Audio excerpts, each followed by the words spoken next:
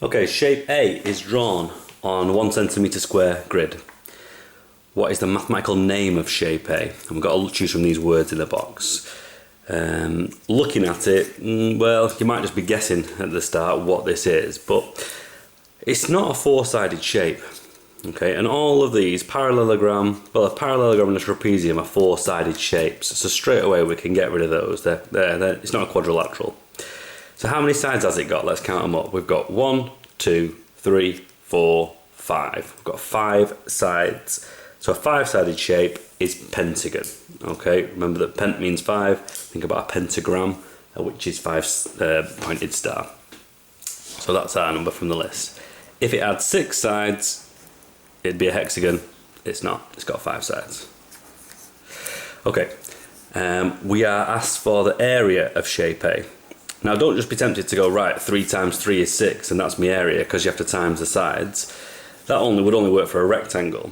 And it's not a shape that we would recognise. It's not a triangle, it's not a trapezium or a parallelogram, which we might know the formulas for. It's a pentagon. What we can simply do here is just count up the full squares. We've got 1, 2, 3, 4, we've got 5, 6 full squares. So we know the area is going to be at least 6. And these two here are exactly half squares. So that's going to make 1 extra square, giving us a total area of 7 centimetres squared. We know it's centimetres squared because we're told in the question that this is 1 centimetre square paper. So if you see your grid behind your shape, literally just count the squares. So the answer to this one is 7. The next part, we're asked for one line of symmetry. Sorry, any lines of symmetry. If I try and draw a vertical line, my 2 sides are completely different, so that's not going to be a line of symmetry. If I go horizontally, again, top and bottom are completely different, it's not going to be a line of symmetry. But if I turn my page slightly 45-degree angle, hopefully you can see that there is one line of symmetry that goes right down the middle, and the 2 sides of my shape would reflect, and if I folded this over it would match perfectly onto the other side. So that's just your one line of symmetry for that shape.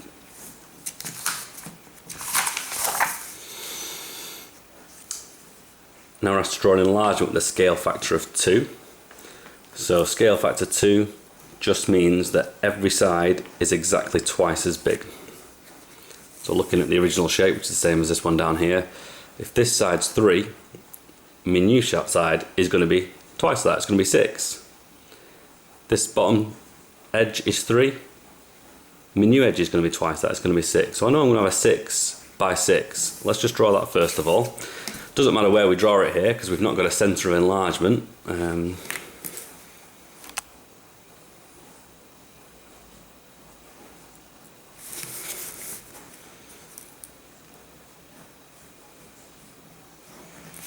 Make sure you've got 6 and 6. Okay, what about my other sides? Well, I've got this little 1 here, so I'm going to double that to make it 2. I've got 1 here, I'm going to double that to make that one 2 as well. Much easier just to start with your vertical and your horizontal lines, because diagonal ones can sometimes be a bit tricky. Once you've done that, you know you don't just need to join those last 2 edges together to make the pentagon, and you'll have a shape that's exactly twice as big. You can just double check this bit as well.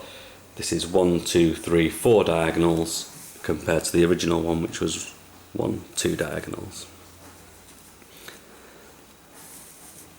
Okay, last bit of this question. On the grid, reflect shape A in the line M.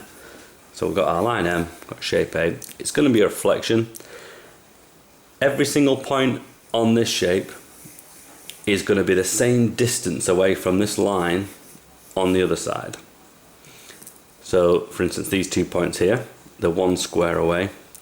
They're going to be 1 square away on this side. That's that first line.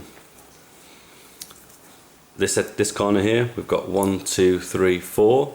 1, 2, 3, 4, and you can see anyway that that's got to be 3 because it's going to be the same size shape, it's just a reflection. We're going 3 up, and now we can just complete the shape, 1 across, and join those last 2 bits up to make the diagonal.